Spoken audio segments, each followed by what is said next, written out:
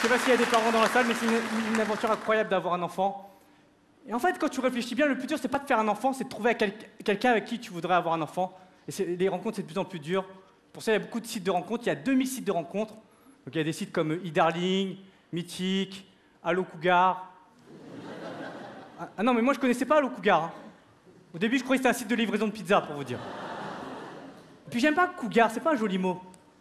T'as l'impression que tu vas arriver sur le site, on va faire... C'est pas terrible. Même le mot Cougar, c'est pas terrible. Il y a un autre mot pour appeler les femmes Cougar, on appelle ça des femmes mûres. C'est pas beau. Les fruits, c'est mûr, mais pas une femme. Femme mûre, t'as l'impression, on va te dire, vous pouvez la ramener chez vous, mais faut consommer tout de suite. Si c'est pour demain matin, c'est mieux de la mettre au frigo, sinon demain elle sera toute pourrie. Moi, perso, j'ai jamais dragué une femme mûre. C'est pas parce que je les trouve pas séduisantes, justement, je les trouve séduisantes. Mais quand tu dragues une femme mûre, tu dois changer tes techniques de drague. Hein. Tu peux pas aller voir une femme mûre et lui dire alors, vous habitez chez vos parents non, c'est mes parents qui habitent chez moi. Vu l'allongement de la durée de la vie, je trouve ça tout à fait normal, petit con. Mais je comprends qu'on passe par des sites comme ça parce que quand t'es désespéré, tu tentes tout. Hein. Juste pour vous raconter une anecdote, moi j'ai été des célibataires longue durée, et quand t'es célibataire longue durée, tu psychotes. Tu sais, tu vois tout le monde en couple, tu te sens différent, tu te sens exclu. Tu te sens vraiment à part, quoi. Je sais pas si des gens dans la salle ont été célibataires longue durée. Non. Ah non, tout le monde belge. C'est ça? Non, vous me le dites. Non, mais quand t'es célibataire longue durée, ce qu'il y a de pire dans la vie, c'est d'entendre aux infos le serial killer a été dénoncé par sa petite amie. Putain, même les serial killers, ils ont une meuf et moi je galère. Parce qu'il y a des femmes qui aiment les serial killers, hein, faut le savoir. L'autre fois, j'ai vu un reportage et la fille était folle d'un serial killer. Elle disait oh, ce type-là, je l'aime trop, il fait trop bien l'amour. Tu m'étonnes, il s'entraîne sur des cadavres. À Paris, il cartonne cette vanne. Non, donc finalement, je suis passé par des sites bien plus classiques, des sites, je suis passé par le classique Mythique, même si c'est un peu cher. Mais c'est pas trop mon truc, finalement, la drague sur Internet, parce que déjà, la séduction, c'est toujours le mensonge. Mais quand t'es sur Internet, tu te lâches. Tu sais, t'es chez toi en slip avec tes deux claviers, le Jean-Michel Jarre de la drague.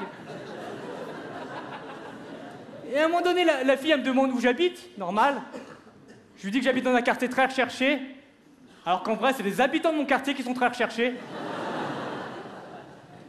Et bon, j'ai arrêté Mythique parce que c'est très cher, hein, c'est 90 € pour 3 mois, c'est super cher. Et je trouve que c'est pas normal parce que tout le monde devrait avoir le droit à l'amour, tous les Français, même les plus pauvres. Et c'est un vrai fléau, le célibat. Et personne ne fait rien. Tu regardes, il y a 3 millions de chômeurs, que fait le gouvernement? Il crée le pôle emploi, normal. Il y a 18 millions de célibataires, que fait le gouvernement? Rien. C'est pour ça que je suis pour la création du Pôle emploi.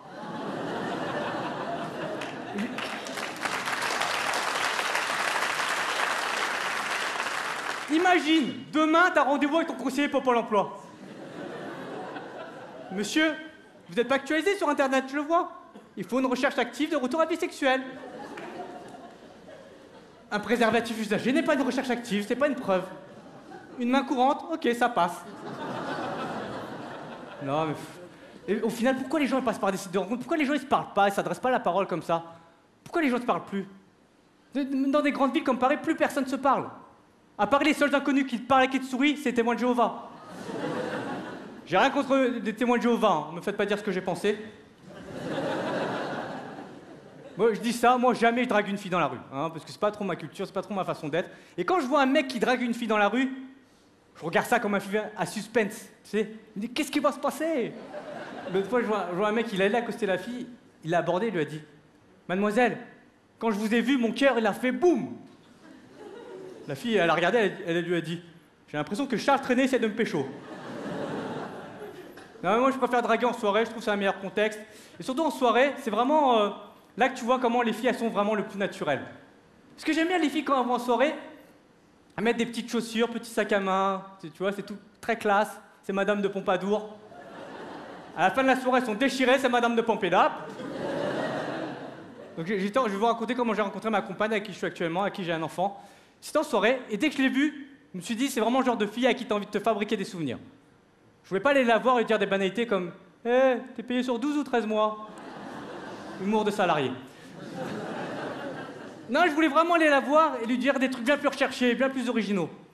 Alors je me suis approché discrètement d'elle et je lui ai dit « Mademoiselle, si vous étiez une règle du code de la route, vous seriez ma priorité. »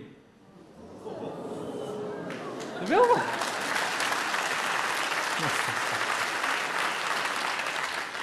Elle n'avait pas le permis, elle a rien compris. Passez pour un con. Passez pour un con. Elle allait se barrer.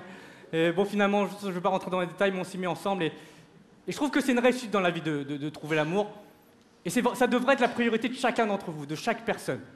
Parce que moi, j'entends parfois des gens qui disent je mets ma vie amoureuse de côté au profit de mon métier. Je pense qu'ils ont tort. Juste pour vous raconter une anecdote, je prends beaucoup l'avion pour aller à New York, aux États-Unis. Et à chaque fois que je prends l'avion, je pense aux attentats du 11 septembre. Parce qu'on m'a raconté une histoire vraie, c'est pendant les attentats du 11 septembre, juste avant le crash, il y a certains passagers qui ont pu passer un dernier coup de fil. Ils ont tous appelé leur famille, leurs amours, pour leur dire à quel point ils les aimaient.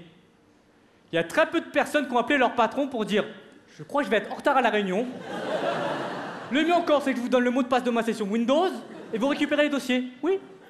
Oui, l'avion a un petit souci. Il a été annulé, sauf que je suis encore dedans. Amusez-vous bien, parce que nous, on va s'éclater.